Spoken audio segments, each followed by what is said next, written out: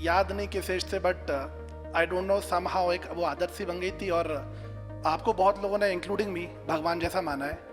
हमें बचपन से बताया गया है कि आप ये सीखो, छोटों की रिस्पेक्ट करो, बड़ों की रिस्पेक्ट करो और सबको साथ में लेके चलो, डाउन टू अर्थ रहो। वो हमने सिर्फ पढ़ा, लेकिन सिखाया आपने है। मैं भोपाल शहर से हूँ, सिर्फ आज आपको देखने आया हूँ।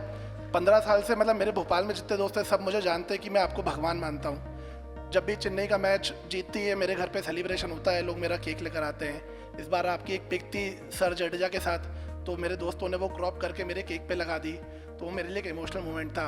मैं हर साल 7 जुलाई को वो अनाथ आश्रम जाता हूँ, बच्चों के साथ बर्थडे सेलिब्रेट करता हूँ। तो आपकी जो मूवी रिलीज हुई हम लोगों ने पूरा थिएटर बुक किया था, पूरे भोपाल के एनजीओ को बच्चों को लेके गया था मैं। आपके जब उस टाइम पे फ्रेंड थे अरुण पांडे सर, उन्होंने भी कॉल किया था, ट्वीट किया था उस चीज़ को।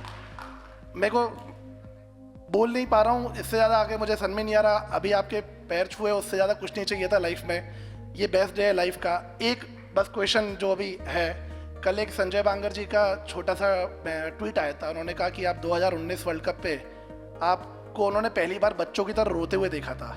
वो सच है कि आप जेन्युइनली उतना रोए थे?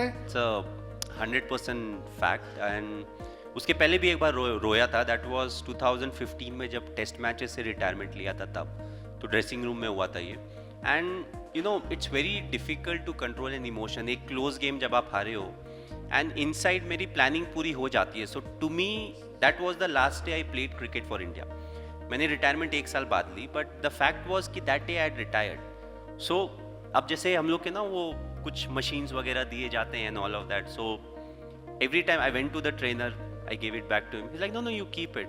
अब मेरे मन में मैं इसको कैसे बताऊं कि ये मैं अब ज़रूरत नहीं है, I won't be using it, because I didn't want to announce at that point of time. So yeah, once you are high on emotion, you know, and you know the only thing you have done in last 12 years or 15 years is playing cricket, and then there's no more chance of you representing your country. Exactly. You know, it's a very big thing when you represent your country. You know, there are so much of people, but only a few get a chance to represent the country. And sports person, they have that thing. So irrespective of which sport you play, जब आप खेलने के लिए जाते हैं, you are representing your country. आप Commonwealth में जाएंगे, ओलंपिक्स में जाएंगे, या हम लोग आईसीसी टूर्नामेंट्स में जाते हैं, we are representing our country. So that's a very big thing. So once I quit cricket, there was no way I would be representing my country. You know, I am an Indian citizen and all of that, but to represent, to bring some glory for the country back, so all those things, you know, you are high on emotion at that point of time. मैं आपके 2 साल पहले आपके birthday पे लद्दाख गया था। मतलब 2011 world cup वाली जर्सी में पहन के पूरा मैं लद्दाख में अपनी बहन के साथ ही बाइक पे घूमा था।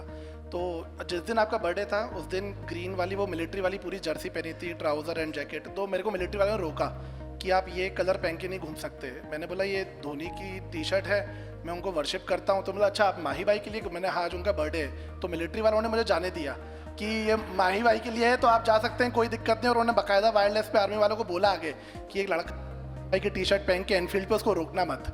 तो वो आर्मी वालों के भी लिए के दिल में आपके लिए इतनी रिस्पेक्ट है, वो हमने कभी इमेजिन नहीं किया था।